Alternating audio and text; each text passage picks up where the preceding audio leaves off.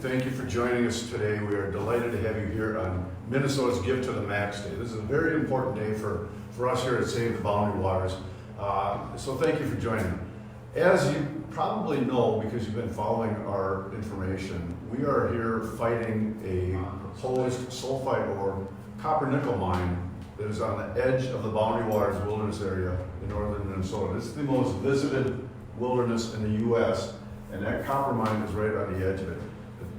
This type of sulfide or copper mine has a 100% failure rate of polluting the land and waters around it. And in an area like the Boundary Waters, once you get pollution in those pristine waters, you'll never get it out. So we need your help. We expect that the foreign mining giant that's proposing this project through Twin Metals is going to submit their plan to the state sometime early in 2020. This is the trigger for getting on the path to a permit to do this mine in Minnesota. This is really clinch time for us. This is the year when we have to really pull out all the stops to do the work to stop this mine in Minnesota. And we're working on a number of fronts. We can't just take one route here. We've got to really go all out, and we're working on a number of fronts. And so we're here today in the Twin Cities office of the Save the Boundary Waters campaign to plead with you to help support our efforts to stop this mine. This is a great opportunity today to give. We have generous donations that allow us to provide a match to your contribution right now. If you submit a donation, your dollars will be doubled, doubling the impact that you can have on us. So please give today, give to the max, so we can continue to do our work. And we're working on at least 5 different areas to stop this mine. The first and the foremost is we are suing this company in Washington, D.C. We're suing the federal government to stop these leases. They provided leases. We want to stop these leases. If those leases are taken away, the project goes away, and we're done with a successful campaign.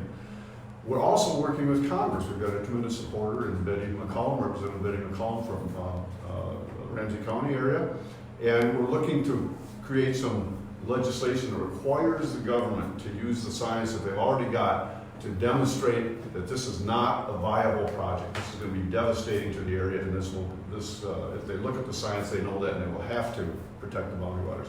We're working with the Minnesota legislature. We'd like them as well to pass stricter laws that will prohibit this kind of project in the watershed of the Boundary Waters.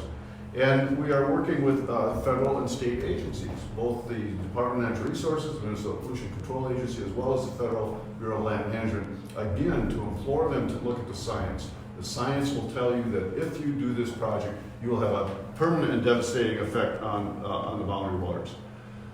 And we're also taking this nationally. We are trying to make everybody in the U.S. aware of the problems that this mine is going to cause and why we have to stop it. So we've gone and worked with media outlets across the country. So this issue, this problem, this challenge is showing up in places like the New York Times did a really nice article on it. Many of our local outlets like the Star Tribune, the Minnesota Public Radio, TPT Public Television, MinPost, City Pages have all run articles that explain how bad this issue is. National publications like Outside Magazine and Audubon Magazine have done features on this, so that we're getting the word out so people everywhere across the country understand that this is not just a Minnesota issue. This is a fundamental assault on public lands in the U.S., and it's happening right here in our backyard. So this all costs money. This is a very expensive proposition. We're taking on a multi-billion-dollar foreign company that wants to take our public lands and convert them into foreign dollars, and we can't do this without your support. So again, today is an outstanding opportunity to give to the max, donate to the Save the Boundary Waters campaign, and get your dollars matched because of our generous donors. We can't do this work without you. It's critical that we take this on this year. This will be the biggest year in this fight, and your contributions are totally essential. So thank you very much for being here today. If you would like more information, you can go to our website, or we can take questions right now. I'd also point to the website. We have a link to a new video that just came out from Vox Media. Outstanding video that demonstrates the project, shows again the beauty of the Boundary Water schools that have not been there, and explains the challenge ahead of us. So happy to take questions if people have them. Please feel free to submit them, and we'll answer the ones we can. So we have a question right now. When will we know the result of the lawsuit? So we and a number of other partners sued the federal government when they reinstated these leases. And so our lawsuit says that you reinstated those leases unlawfully. You violated the law when you reinstated those leases. So we filed our lawsuit more than a year ago. The problem with lawsuits is they take a long time. So this is being heard in the District Court in Washington, D.C.